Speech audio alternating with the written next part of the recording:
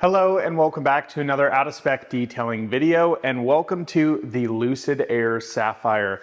If you guys don't know what this vehicle is, it's quite special. Basically, Lucid, who produces electric vehicles down in Arizona, took their Air platform and cranked it up to 11. This is the $250,000 1234 horsepower Lucid Air Sapphire.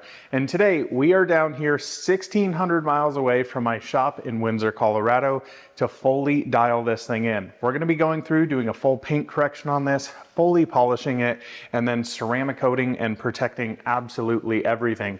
So you guys are going to join me for this full detail. It's going to be a nice laid back video. We'll show you some nice before and afters. This thing needs quite a bit of love. We'll talk a little bit about this car and I'll show you the end results. Welcome back to the channel. Let's jump into it.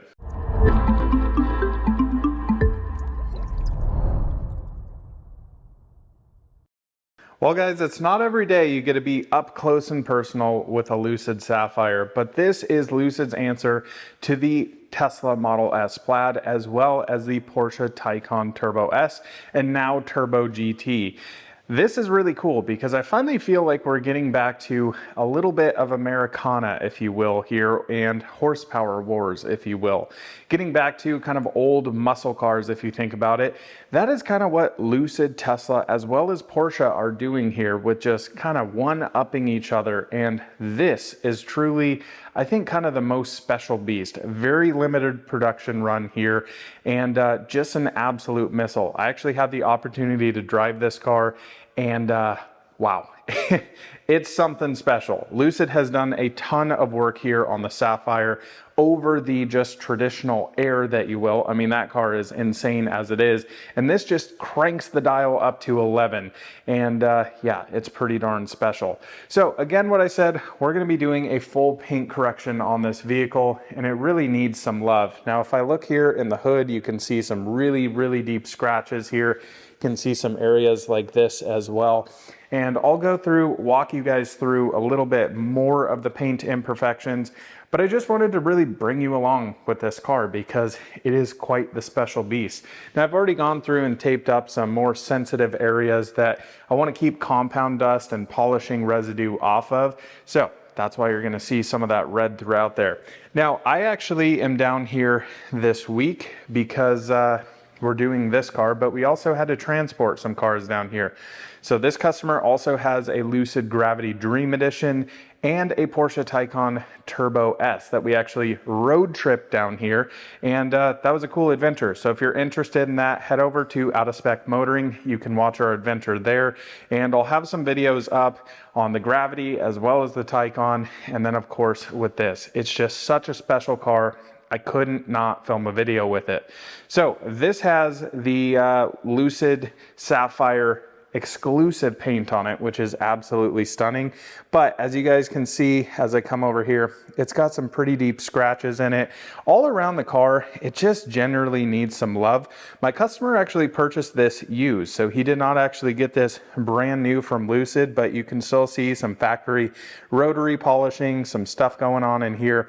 So we're going to be going through fully correcting that. This car also is wearing a different front splitter here for the Sapphire variant. You can see the wide arches here as well, the Bear logo. All of this is exclusive to Sapphire, including this very cool wheel and tire setup here with carbon ceramics at the back. So of course we'll be going through cleaning up the wheels, coating the faces of them. We're not going to be removing the wheels. It just adds a little complexity and kind of scares me, honestly, working with equipment I'm not used to, 1,600 miles away from home. Yeah, we could go buy a jack stand and stuff like that.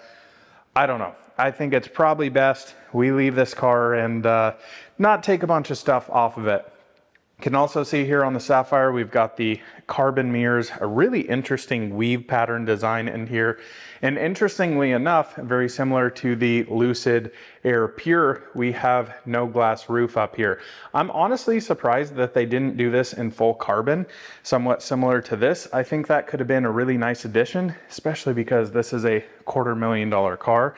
And then back here, you can also see we've got the extended arches. We've got some big sticky Pilot Sport 4S's back here. I believe these are a 295. Yeah, 295, 30, 21. And then back here, we've got a carbon duckbill spoiler, which looks pretty insane.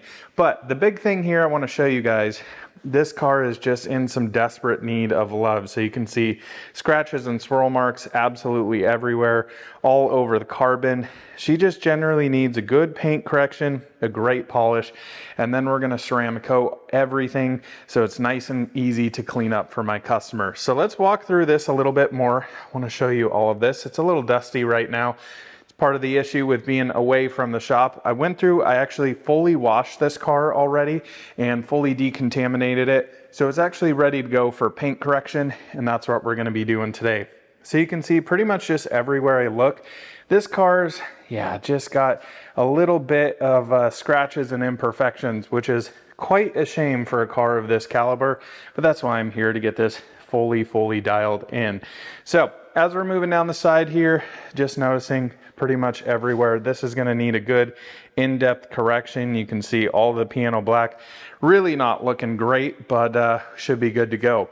Now for our pads today, this is actually a new pad I'm going to be playing around with. This is the replacement to the Meguiar's microfiber cutting pads, and I've actually played around with these. I'm going to be making a full review, but these seem to be pretty awesome. And if you know the pads that Meguiar's got rid of, it's a little bit of a shame because I was hugely impressed with those and it was kind of my go-to, but these, a pretty good replacement. So we'll be going through doing that.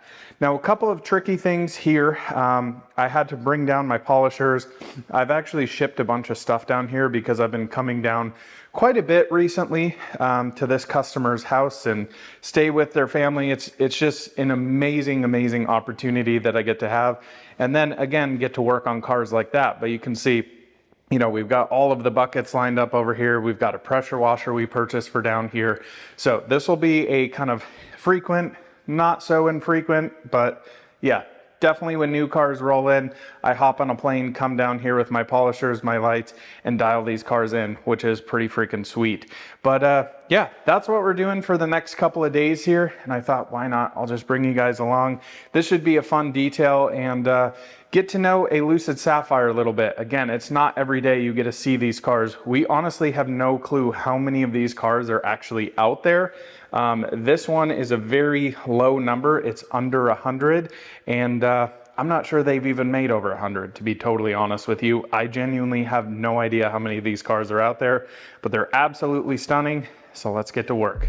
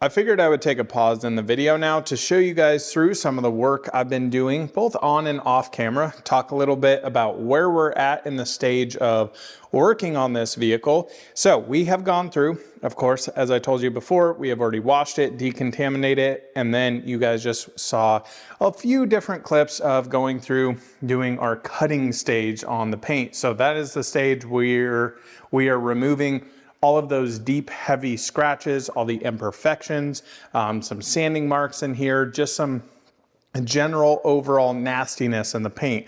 Now, I am never really a believer in doing a full-on one step on a vehicle. So essentially you have kind of cutting and polish, but I really never find you're either cutting enough and you're never really refining enough. So I always typically just go straight for, hey, let's do a cutting stage, and you can go as much as you need, so you can do a more heavy cut like we did here on the Sapphire, or you can kind of back it down a little bit, and you just got to play with it based on what the car actually needs. So after that, I actually went through and fully re-washed the car. You guys are probably noticing in the last couple of clips, it is just covered in compound dust. Part of the issue here, again, not having an air compressor with me, having to use basically pad brushes to get all the compound released out of it. And is just the case in point of sometimes the cars have to get ugly before they get really pretty. So I've gone through, washed it. I've also wiped down all of the door jambs now. We cleaned up the wheels. Those are looking a whole heck of a lot better. But now we need to get into refinement stage. Now this brings up an interesting point here, and I really want to show you guys back here. So you can see some sunlight on this paint, and you'll also see in the nooks and crannies, stuff like in this particular area, where you can see compound residue. This is an area that I spend a ton of time on. Now, there's a couple different ways you can do this. You can tape up absolutely everything, or you can kind of do it how I do it, and essentially just hammer down on the vehicle and deal with the compound later. Now, there's a lot of the times you guys will see, like in this particular area, I was taping stuff like this up, but then once you get into trying to correct areas like this, you've got rubber. If you put tape on here, then you're introducing a lot of times residue into actually trying to correct this. This stuff, it can be very, very finicky. You create a lot of little pigtails on the paint. So I typically, areas like this, I just go straight over it and then end up cleaning this out. Now, what I did actually before I went through and washed the vehicle is all the rubber here where I possibly could, went through with a tire and rubber cleaner on a microfiber towel wrapped in a credit card, cleaned all of this out. Now you'll still see, like I said, some areas down here around the door handles where you can see some white around it. That's where I'll go through and actually clean all of that up. So every single edge, all of these little guys here, it takes an annoying amount of time, but that's really the way to do it. Now, what you're noticing here, the paint doesn't look very good. And that whole reason is because we went through and did a pretty heavy cut on this vehicle. Now, the paint was actually really, really soft on the Sapphire here. But the great thing you'll notice, no deep, heavy scratches, but there is some ghosting and some haze like that. That is just going to be refined down with our polish. Hence, again, why I really always prefer doing a full cut and then a full polish. All this is going to go away. It's going to bring back the luster. And you can really see here in the black how dull and hazy that is. You'll see some scratches like this that I kind of deem to be a little bit too deep. When you can start seeing some of the white in there, that means it's too deep. Just some wiping marks here because this is super soft. That's part of the fun that we go through with this. So it's not just a quick polish up the car. This is a multi-day ordeal, and this is the way I do it. But I'm very, very happy with how this is looking here. This will be a non-issue to actually polish out. So we'll come in, go through with our yellow Rupaz microfiber pad, or foam pads, not microfiber for finishing really ever, and figure out what kind of polish we're gonna be using. I've got a few different here to play with, so we'll kind of figure out what's the easiest, what's the best, what gives us, of course, the best results here.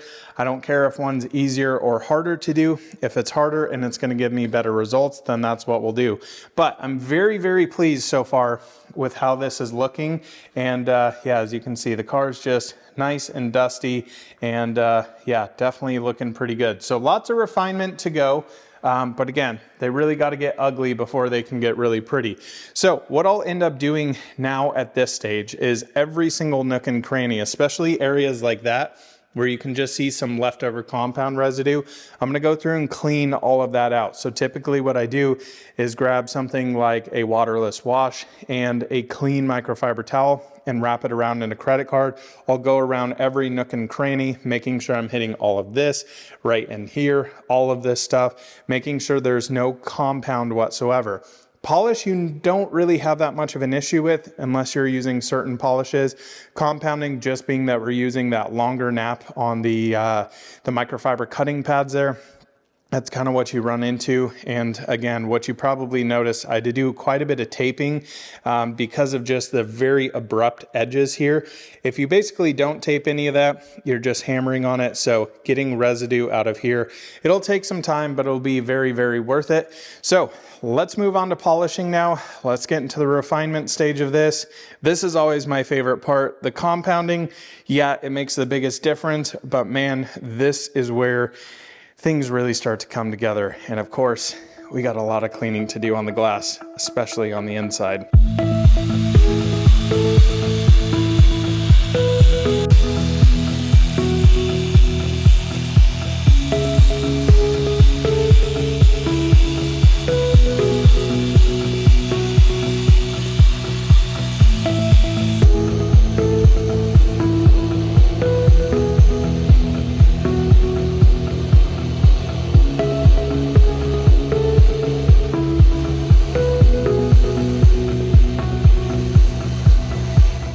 All right, guys, we'll take a little break in the action here because I want to show you a difference. I've already finished this half of the hood, and yeah, that is what we got this to. Sorry, the camera has a little hard time. You can see absolutely flawless there, killer metallic.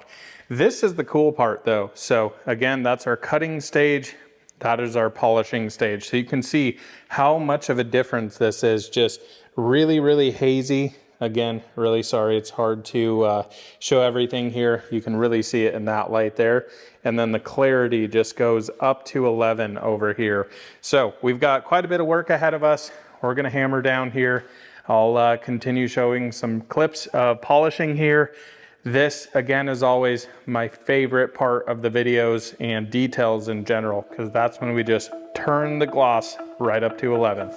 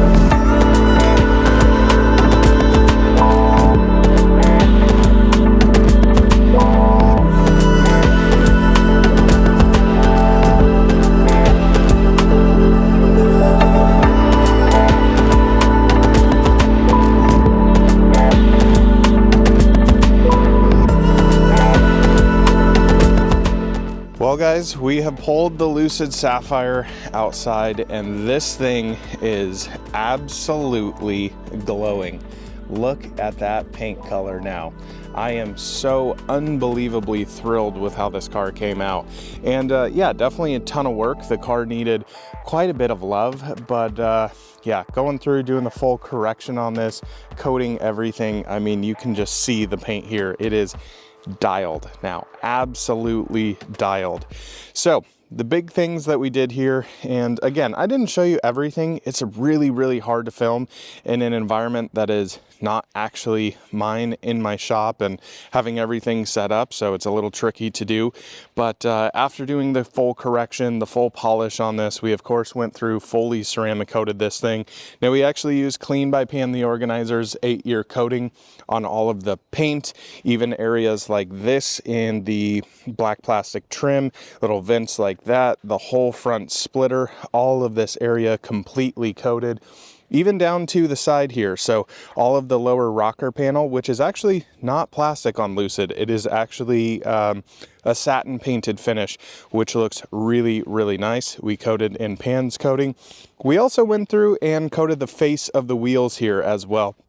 Now, we could have actually removed the wheels. We didn't have jacks, jack stands, all of that fun stuff. Could have went through and definitely coated the barrels as well. And, oh, hello, there's a kitty here. I don't know what the cat's doing here. He wanted to check out the Sapphire as well. But yeah, that's one of the tricky things being on the road is doing wheels. Clearly, of course, we could get some jacks, jack stands, all of that stuff. So maybe next time I come down here, we can do that on the Lucid Sapphire. But these also are carbon ceramics here. You know, carbon ceramics do get dusty for sure, but it would definitely help to just clean up the wheels because, yeah, they'll get a little bit of dust on them and then you can literally just do snow foam on them, kind of rinse them off, and they're basically 99% clean. So another couple of things I want to mention with this car, we also coated all of the glass with Adam's graphene glass coating. That has still been one of my absolute favorite glass coatings out there. Went through, did my full brilliant glaze treatment. So when you hop inside, it's like there's no glass. And yeah, getting glass dialed in is really the way to go. We didn't spend too much time inside. Again, this is a really low mile car. I think this thing's only got about 1,600 miles, but just went through, cleaned up all the interior, looking really nice. Lots of Alcantara in this vehicle, the entire door panel here. These are really sharp vehicles, and the cool thing with the Sapphire here is it's kind of this nice mix between crazy power, you know, 1,234 horsepower, but then also luxurious and rides really comfortably. I've actually haven't had the opportunity to drive this car. And it's pretty shocking, this kind of conundrum that you have with this car of how unbelievably powerful it is and then how unbelievably refined it is for daily driving. It's kind of messes with your brain a little bit because honestly, I really expected this car to really be quite aggressive and quite kind of raw, if you will. And actually, it's pretty darn nice. So around the rear end here, all of the lower diffuser there, coated all of that. And yeah, just absolutely blown away with how this thing came out. You can see the paint just absolutely glowing there. Now I do want to point out, if we can find it in the sunshine, you can see like a deeper scratch like that. Some of these I left alone. There's probably a couple around the vehicle. Yes, you could go through and wet sand them and fully remove those.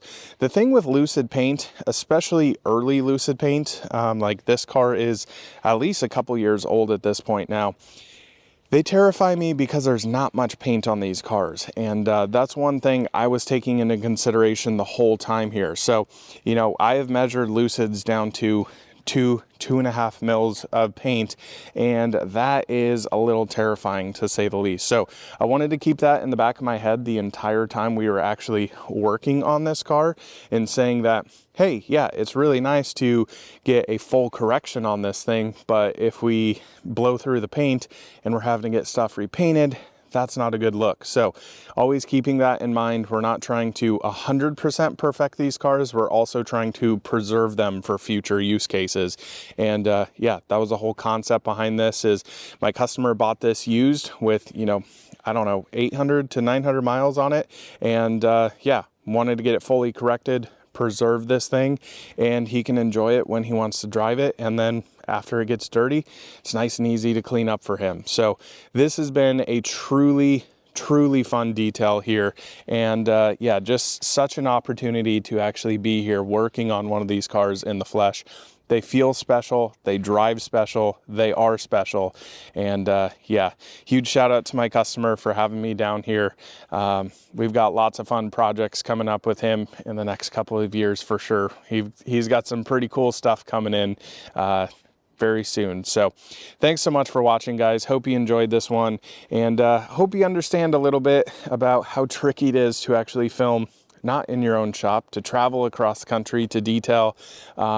Yeah, I'm heading back home on a flight today, and gonna get right back into it. Got a lot of work to do back home in Colorado, so we'll see you in the next one soon. Bye-bye.